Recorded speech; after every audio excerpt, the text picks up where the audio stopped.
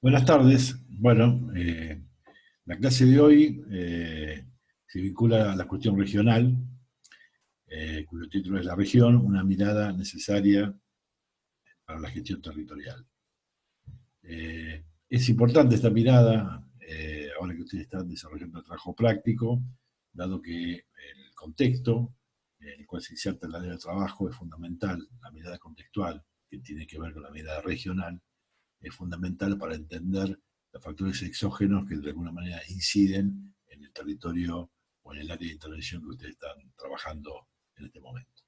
Con lo cual, nos parece importante que tengamos en conjunto esta mirada. En primera instancia, vamos a repasar el concepto de región. Una de las definiciones, hay varias, pero que nos gusta a nosotros plantear, es la que estamos acá leyendo. La región es un sistema dinámico de interacciones físicas, sociales y económicas, compuesto por subsistemas naturales, productivos, institucionales, culturales, que comprenden un cúmulo de acciones como varios puntos: la relación capital-trabajo, los recursos naturales, la producción, los flujos de intercambio, los movimientos, la accesibilidad que eso implica, las organizaciones de la comunidad, sociales, institucionales, los procedimientos por la toma de decisiones, cuáles son aquellos decisores que gestionan el territorio regional, la pauta de comportamiento social, etc. La cuestión regional tiene un fuerte arraigo en el cotidiano del conjunto social. La verdad que es importante la mirada que muchos actores tienen de su pertenencia regional, que tiene que ver con la cohesión espaciotemporal, con las jerarquías, con las homogeneidades que existen y también las heterogeneidades, con la funcionalidad, con las contigüidades, y eso tiene que ver con justamente la continuidad urbana que puede haber en un territorio para que se pueda clasificar como región, o eventualmente las diferencias o los límites entre lo urbano, lo periurbano y lo rural. Pero además de estas cuestiones más tangibles, hay otras menos tangibles, pero no por ello menos importantes, como el tema de la cultura y la identidad. Una región es tal en la medida que tenga identidad propia, es tal en la medida que tenga una cultura propia. Y esto, bueno, lo vamos a ir recorriendo en los distintos ejemplos.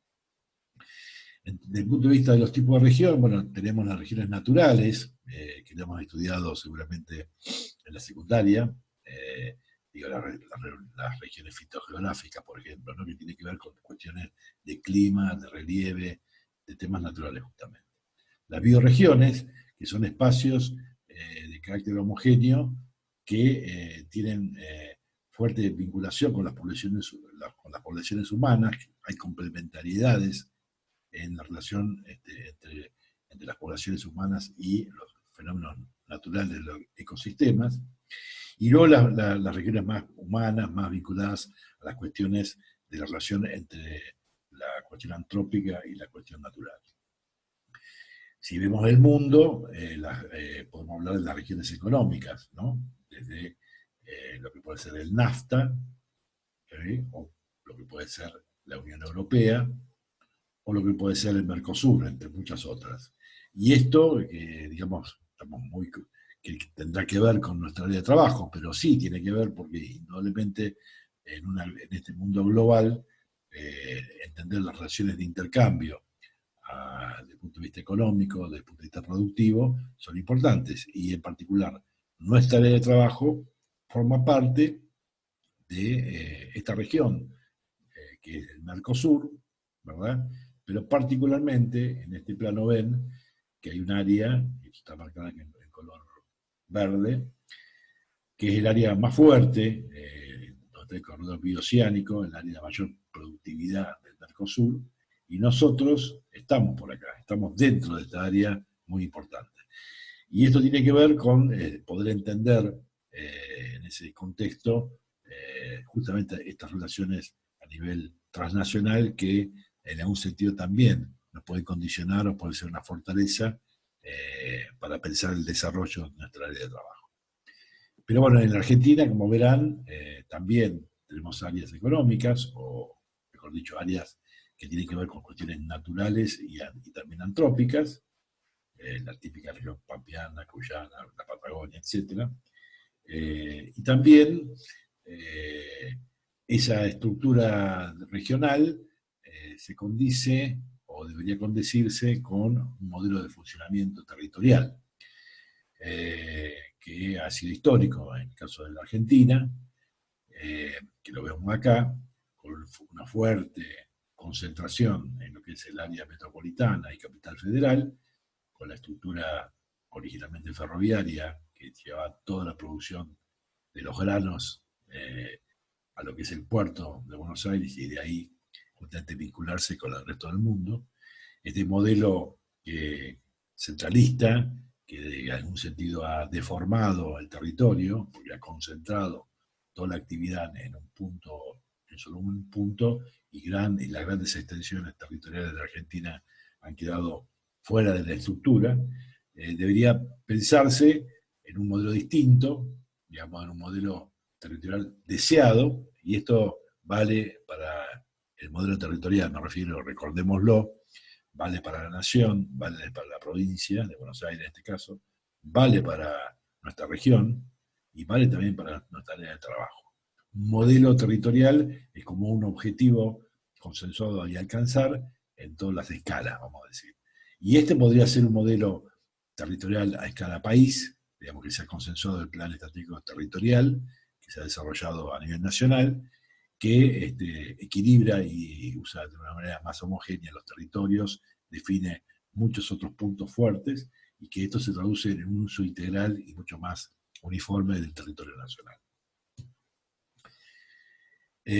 Pero decíamos que hay una gran concentración en grandes aglomerados urbanos, ¿verdad? Y eso de alguna manera están definiendo ciertos criterios regionales de lo que serían los grandes conglomerados urbanos de la República Argentina, que se podían definirse en estos puntos rojos que vemos acá, pero fíjense el tamaño de lo que es el área de Gran Buenos Aires, en términos de concentración poblacional, ¿no?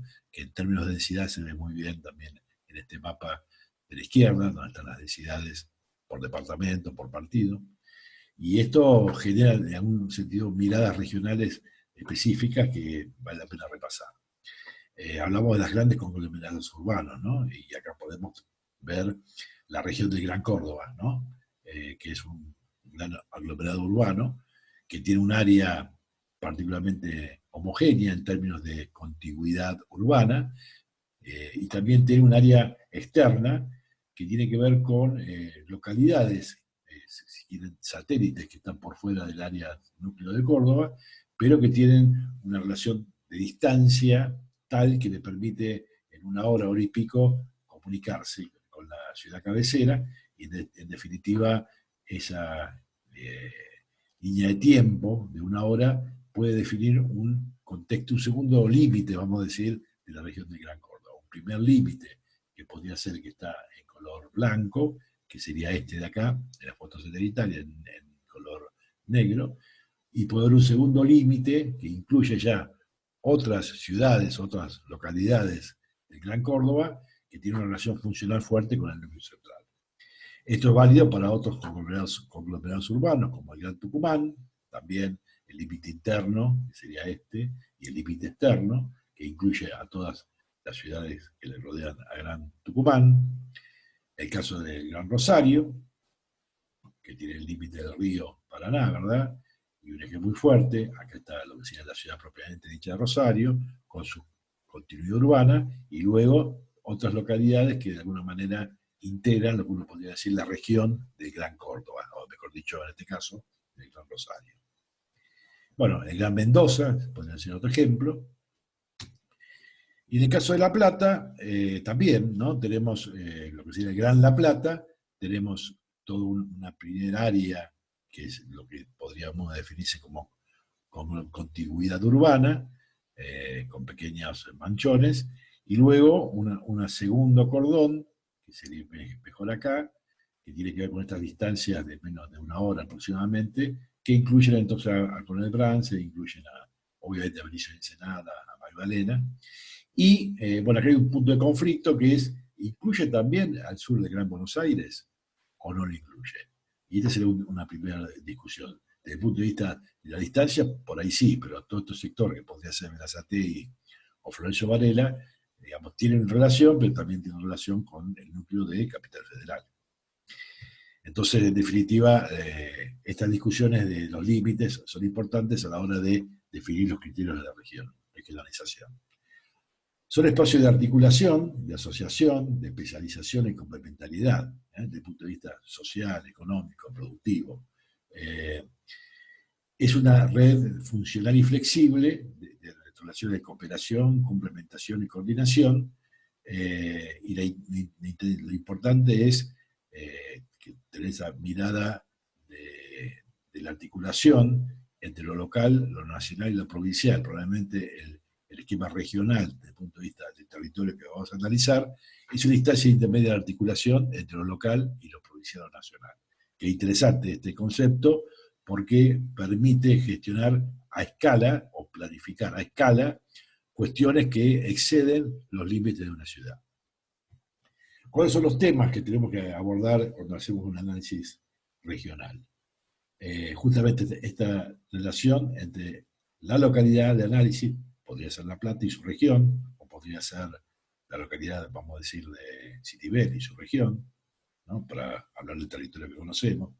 ¿Cuál es la relación entre la sociedad y el territorio? ¿Cuáles son el encadenamiento de actividades que tiene ese territorio?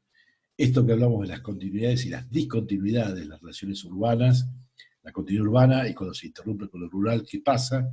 ¿Cuál es ese límite entre lo urbano, periurbano y rural? La dinámica de las actividades económicas, la localización de esas actividades y esta idea de complementariedad territorial que recién mencionábamos.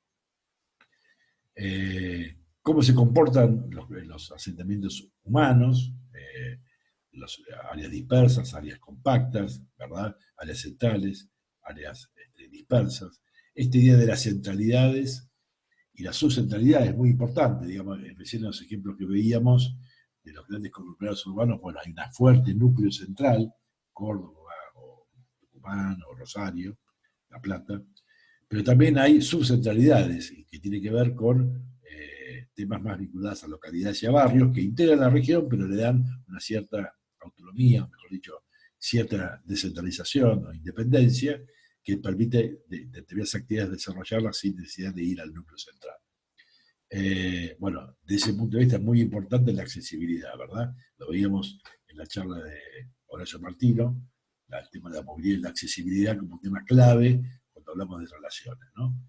Y también los sistemas institucionales, cómo se gestiona, cómo se conducen estos espacios territoriales. Son por ahí varios municipios, o es un solo municipio con distintas delegaciones municipales, o son varios municipios que integran un consorcio regional. Hay distintas maneras, digamos, de poder gestionar esa escala regional. ¿Qué actores sociales participan?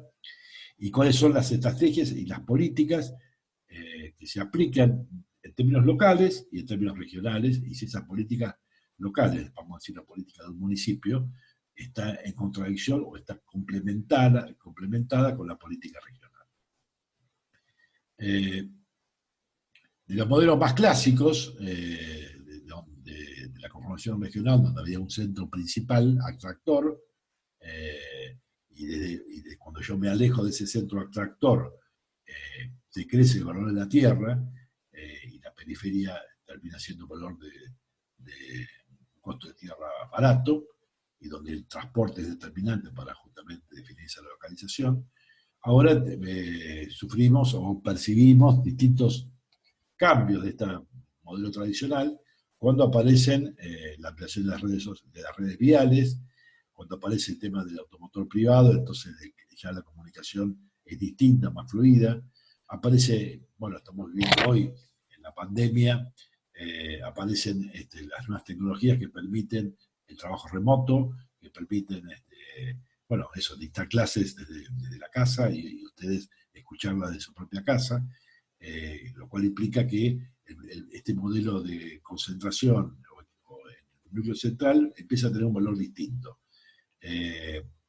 Aparecen además otras cuestiones territoriales como los barrios cerrados, y entonces aparece que en la periferia, en cierto sector de la periferia, es más caro la tierra por ejemplo, en el barrio cerrado que en el propio centro. Y entonces aparecen estas segregaciones y fragmentaciones territoriales que es importante que la vayamos analizando cuando ustedes trabajen en el área, ¿verdad? Eh, en definitiva, lo que distingue y caracteriza a un sistema complejo, como es el caso de una región, no son sus componentes de sí, sino la forma y la intensidad de relaciones entre ellos. Cómo se relacionan los propios componentes de esa región. ¿Relaciones de qué tipo? De tiempo, de costo de traslado de mercancías y producción, de accesibilidad a una localidad o a una centralidad, de cómo se mueve el sistema productivo, cómo es la relación del suelo urbano y del suelo rural, y los niveles de ingreso y distribución territorial de la riqueza, y ahí ver el tema justamente de las calidades urbanas, de los espacios segregados, de los espacios fragmentados o los espacios integrados. Y también es importante la mirada escalar o multiescalar. Una pieza urbana, que podría ser esta, ¿verdad? Que podría ser, en el caso de ustedes, su área de trabajo, tiene por un lado, que es esta misma pieza, relaciones con su contexto, si quieren, regional. Vamos a decir, el área de trabajo nuestro podría ser esta, y esto podría ser en la región de Gran La Plata. Pero una mirada más amplia, inserta en el área metropolitana. Esto implica que hay distintos tipos de acciones o vínculos que se dan y que interactúan y que definen o condicionan, mejor dicho, nuestra propia área de trabajo, nuestra pieza urbana, ¿verdad?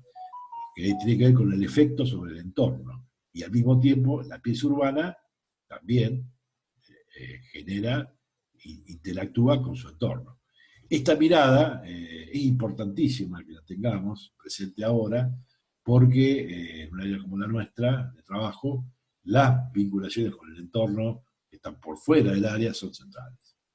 Por eso es importante que tengamos esta mirada multiescalar. Es importante desplegar esta mirada multiescalar. Justamente mirar el territorio y poder tener la facilidad o la posibilidad de tener miradas multiescalares simultáneas. Esto es, miro mi territorio, al mismo tiempo miro el área metropolitana y cómo influye determinado proyecto en ese territorio. Bueno, hablamos de localizaciones y especializaciones, las distancias, los tiempos. Acuérdense, lo que hablamos de isocronas o isoáreas. Acuérdense cuando veíamos los aglomerados urbanos, que el tiempo de traslado mide en un sentido un posible límite regional, y entonces de poder definir bordes y fronteras. Cómo son las localizaciones. Se da este proceso de centro y periferia, el caso, por ejemplo, de La Plata. Cómo son las colectividades, las movilidades, el transporte, las infraestructuras, los flujos, determinar áreas homogéneas o heterogéneas, si hay disparidades y desequilibrios, cómo se expande, cómo crece la ciudad, cómo crece el territorio. Esto es muy importante, y acuérdense que es uno de los temas claves que hemos desarrollado en las teorías anteriores, ¿verdad? El tema del crecimiento urbano y los conflictos que se dan en ese crecimiento urbano respecto de las áreas agrícolas, o la invasión o el traspaso o la transformación de áreas productivas agrícolas en áreas urbanas, por ejemplo, el tema de los barrios cerrados. Y eso, en ese sentido, cómo influye la valorización del uso del suelo y el costo de la tierra, ¿verdad? Y bueno, el otro aspecto importante es el tema de cómo se gestiona una región. Esta idea de cómo se planifica y se gestiona regionalmente. Es importante, porque hay veces que desde el punto de vista jurisdiccional no es fácil la gestión justamente regional, dado que están los municipios por un lado, la provincia por otro, las regiones por ahí son instancias intermedias donde es difícil justamente gestionar. Pero es importante tener un proyecto de transformación regional, un plan regional y una gestión que pueda involucrar cuestiones regionales. Lo importante es poder identificar aquellos proyectos que impactan regionalmente y consensuar con los distintos actores cuáles son aquellas acciones, medidas y proyectos importantes que hacen al común y hacen el interés general de una región. Bueno, dicho esto, vamos a ver algunos ejemplos más concretos, vinculados, por ejemplo, a los procesos de regionalización de la provincia de Buenos Aires, que ha habido muchos, en distintos tiempos. Vamos a recorrer algunos para que entendamos cuando hablamos de regiones, que es en el caso de la provincia, eventualmente la conjunción de varios territorios municipales que se juntan por determinados motivos, y también cómo la provincia gestiona regionalmente en función de distintos criterios administrativos, llamémosle, ¿verdad? Eh, Decimos con independencia de la escala, digamos que puede ser una escala micro entre municipios, entre provincias o entre naciones, ¿no? Cuando veíamos el Mercosur hablamos de escala, digamos, regiones integradas por varios países, o cuando hablamos de una escala micro, regiones integradas por municipios, ¿verdad? O también puede ser regiones integradas por provincias, por ejemplo la Patagonia. Bueno, independientemente de eso, lo que es importante es bueno, de ver cuál es la coexistencia de identidades colectivas de base territorial que dan sentido a esa región.